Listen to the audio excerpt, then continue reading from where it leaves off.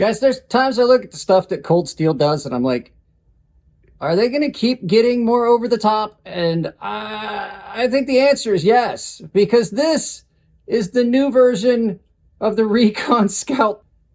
And I think they may have went a little bit far with this one. It's a little insane. Let's turn this around and take a look at it from above. Guys, like I said in the intro, this is a lot of fun, but I do believe Cold Steel may have just went a bit far on this one. This might be a bit much. Now, there's two really cool things about this knife. One, this is a Recon Scout buoy that I absolutely have always lusted after, and it's got another one of those very nice custom sheaths. I believe this is by the same gentleman that did the one for the Black Bear Classic. So I'll make sure and I'll find out and put it down here below. But we'll probably do a video about the sheath itself. So I filmed an unboxing of this and somehow all the footage got deleted. But this came to me from Spitfire Customs, my friend Jeremiah Johnston. He sent this along for review. Now, this is a newer version of the Recon Scout, and this thing is massive, guys. I have looked at it. I believe, and we'll get my calipers out, I believe that this is a full ½ inch on this of 3V steel. So hang on a second. Let's get calipers out and take a look at that. We haven't done that in a while. So calipers in hand. Let's go ahead and measure this. It's not quite a ½ inch. It's 0.30 at the very back. So 0.30, that's still a substantial chunk of steel. This looks like a bumper off of a Buick. But I have to say, balanced well, ground well. I do see that there is a little bit of a hiccup in the grind. You can see that they ground this down ever so slightly farther. You can feel it. It's a little deeper. Not uncommon with Cold Steel knives. As much as I love them, they do have issues with some of their grinds. Not uncommon in production knives. But this thing is massive. I will say, I did a bit of cutting, cardboard cutting on this, and you would think that something this thick would be bulky and would just bind up. This screamed through cardboard, and I think it has a lot to do just with the sheer weight that it has and just the brute force you can throw into it. But I have to admit that they did a really good job transitioning that grind. It is very, very sharp. 3V is a really good steel for something like this. This is a steel that you're going to be able to pound with, chop with, baton through stuff. I'm going to reach out to Jeremiah and make sure that I can do some testing on this, but I want to do some actual chopping with this and see how well it does.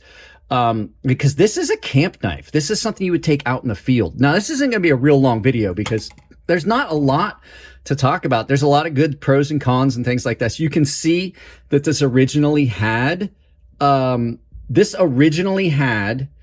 Kydex sheath. You can see those are the marks that would be indicative of a Kydex sheath in and out. I'm sorry, for Cold Steel, it's Securex.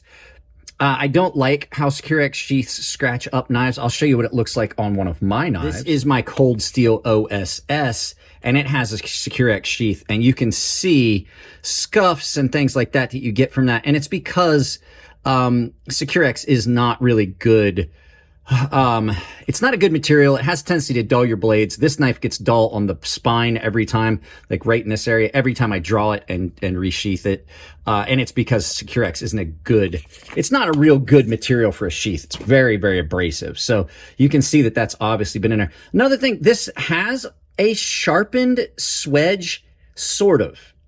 It is very, very blunt, but it is sharp. You could possibly make a cut with that, but it's really, really steep on that. And it's also got a significant burr on this side. Can you hear it?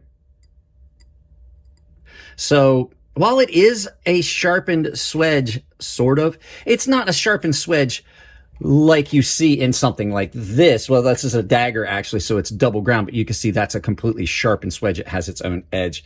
I would like to see how this cuts. I'm going to do some stuff like that if I can. I want to do some chopping with it and see. So you'll probably see another video about this. Wow, that is really, really shiny. It's given a lot of lens flare. You're probably going to see another video about it because it is comfortable. I think it's going to be fun to cut with. Their handles on Cold Steel knives are always amazing. This is just a big, chunk of metal. So I thought we would look at it. I thought it would be fun. I think cold steel may have went a bit far with this one, but we'll see. So let's turn this around, do some final, sorry, I didn't mean to bash into that. Let's do some final thoughts and send you out about your day.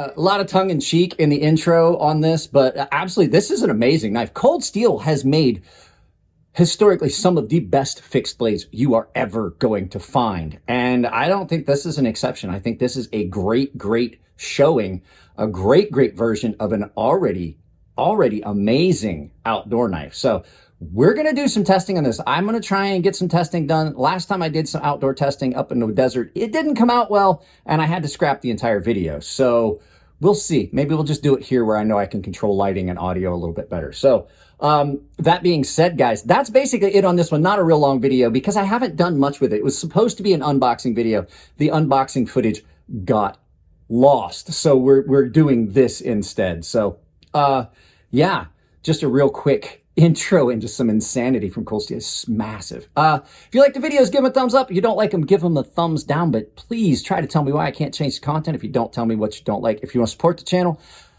Coffee Brand Coffee, Tempered Chill are both channel sponsored. I don't think I put a Coffee Brand Coffee ad in this video. I don't think I intended to, but you can go check them out with the link down below. There is a coupon code built in.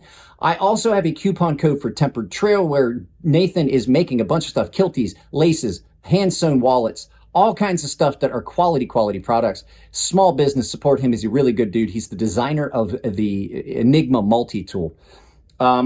That coupon code Crazy Sharp works at all of my sponsors and at Rosecraft Knives and Ferrum Forge Knife Works. I think it's ferrumforge.com. Saves you 5% across the board. I have got an Amazon store. Take the link, pin it to your browser, use it for any shopping you're going to do. It supports the channel. It doesn't cost you anything at checkout. It makes Bezos give me a little bit of his money that he really isn't working all that hard for. And the final way is I have a membership. That is my preferred way of you guys supporting the channel, to tell you the truth. I'm able to offer you some benefits that way. I've got exclusive content that everyone gets. I have a Gilded server that is a chat server where everyone hangs out. We've built lasting friendships there. Everyone has access to that. I do giveaways for the baseline and premium tier guys on the Gilded server. And the premium guys have a sharpening tutorial series that they have access to behind that paywall here on YouTube. And I'm getting ready to start adding some more content to that. So guys, that's it on this one. I love you all. Keep it clean in the comment section. If it's your birthday, happy birthday. And I'll see you next time.